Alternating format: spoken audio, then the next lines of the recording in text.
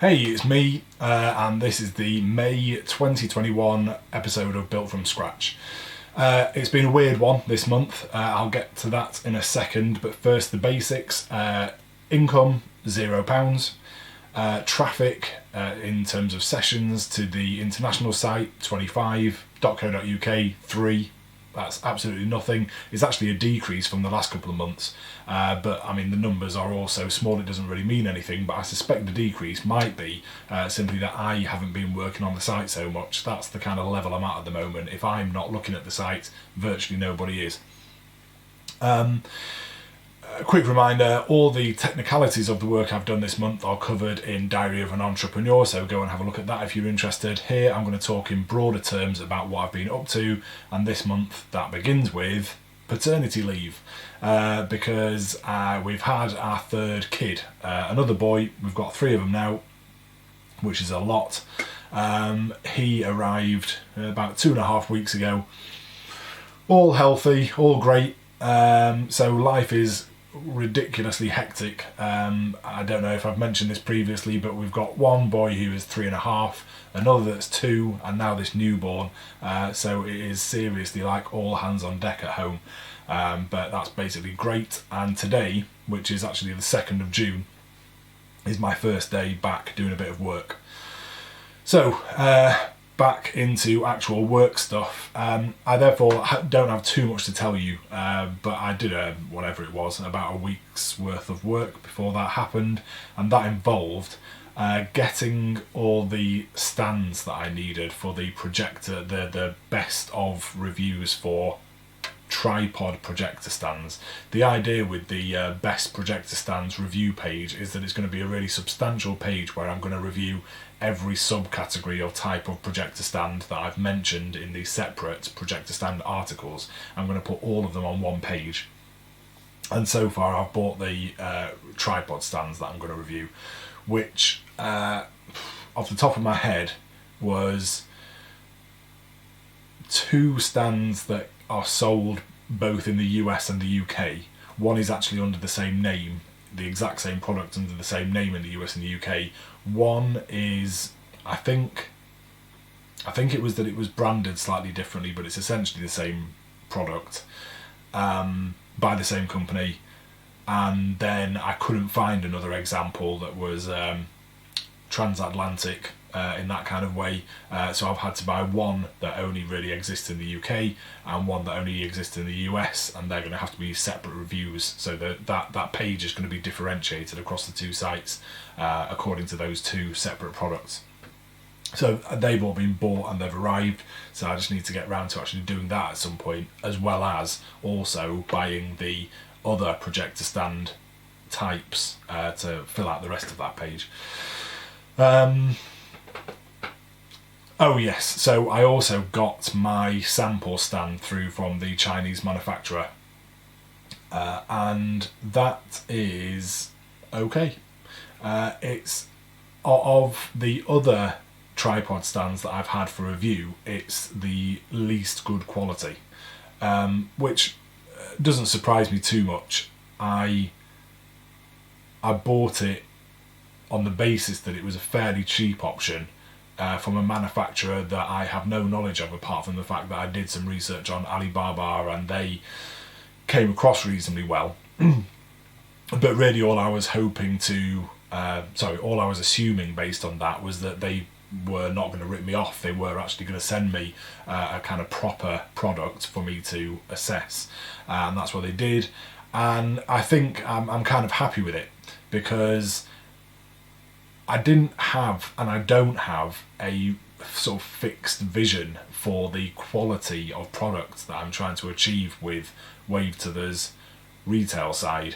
I'm so new to this, I'm quite happy to take what is available to me and just run with it in an appropriate manner. So given that this thing that they've sent me is kind of budget in terms of quality, but also budget with regards to what they're charging me wholesale, that's fine. That's what I'm going to sell it as. I'm going to price it below the more high quality options and advertise it as a sort of cheap and cheerful projector stand, so that's fine. So with regards to that, I've been onto the manufacturer in the last couple of days, just at home, and I've asked for a price, and they've come back with just a dab over $6 per unit. And I've also asked if they're okay to do branding, just sticking a logo on there, and I think the answer to that seems to be yes. So I've put in an order, well, assuming we just get those bits wrapped up, I've put in an order for 100, which is fine with those guys apparently. I assume they'd probably like a bigger order, but that's okay for them in the meanwhile. So hopefully I'll get my hands on them sometime in the next handful of weeks. What else has happened? That's kind of about it actually, in terms of like positive action. I've heard back from Adsense with a rejection of my application to Adsense, which is annoying. And what's more annoying is they don't actually point out why your application's just been rejected. Only in fairly general terms. For me, it was a policy violation, but they don't break that down. They tell you what the different areas of policy violation may be, though, and I can't see that I've broken any of them apart from copyright infringement, because I have taken some of my images from Amazon, kind of rejigged them, but then essentially used them in a way that I don't think you could detect algorithmically. Sorry, I got it wrong the second time too. I don't think you could detect it algorithmically, but certainly a human being would look at what's on Amazon and go, this is that image being borrowed. So I guess that's what's going on there. Which is, I mean, technically, I get it. I feel like if I had listings on Amazon, I'd do so knowing, and I'm kind of accepting that those images were going to get used by other people. I would have a problem if people wanted to use my images on another Amazon listing that was competing with mine, but if someone's just using them for a random website that isn't competing directly with my product, I don't think I'd care. But anyway, whatever. The point is, I suspect that's why it's been refused. So what I am going to do about that is ignore it for now, because the site gets no traffic, so there's no actual immediate benefit to being signed up with Adsense. And I think ultimately what I'll do, given that I am buying all these products for a review, is take photos of them and replace the copyright infringing photos with ones that I actually own, and then reapply. It's a lot of work though. I mean, it has to be said, this whole situation that's occurred over the last few months with Google tightening up on what kind of reviews it will rank means that arguably now, I think creating content sites for for affiliate marketing purposes has actually changed quite a lot in terms of how worthwhile it is, and profit margins and whatnot. I think that if I wasn't reasonably into the idea of doing a retail side to things too, and in the future kind of services and turning it into like an actual company to do with AV equipment, if I was just into the idea of having it as a content site, I might be in a bit of a state about that right now, because I feel like as things stand, certainly if you're going to do content around anything that where the products cost kind of just about anything really, setting up a content site from scratch at this point is starting to look like a really expensive thing to do. Certainly in terms of the first 2 or 3 years, where you've got to put a lot of effort and expense in up front, just with the hope of earning something at a later date. But anyway, I guess that's arguably not too much of a problem for me, because I am hoping to do the other sides of things. So it's just the order in which I do things and the priorities have changed. So the priority is becoming setting up a retail operation, and one of the what will now just be a side element of that retail operation is the fact that I'll be able to get my hands on equipment cheaply. Well, some pieces of equipment relatively cheaply for review. No, sorry, that's a load of rubbish, isn't it? That's not the point. The point is, I will generate some, because obviously I can't get hold of competitors' equipment any cheaper than I can get it now. The point is, I'll be generating some cash so I can spend some of that, if I see fit, on buying stuff to review it.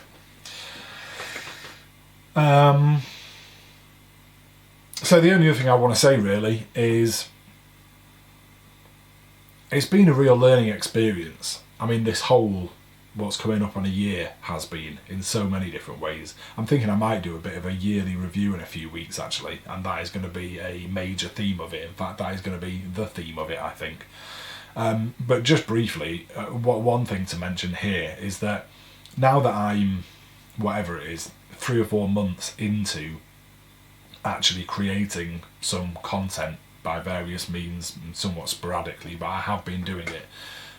It is hard, boring work that is not even necessarily going to achieve anything, especially given the Google updates. And I am really kind of over it as a concept of what to base this business on. I think then that would be true to some considerable degree, even if it weren't for the Google algorithm updates.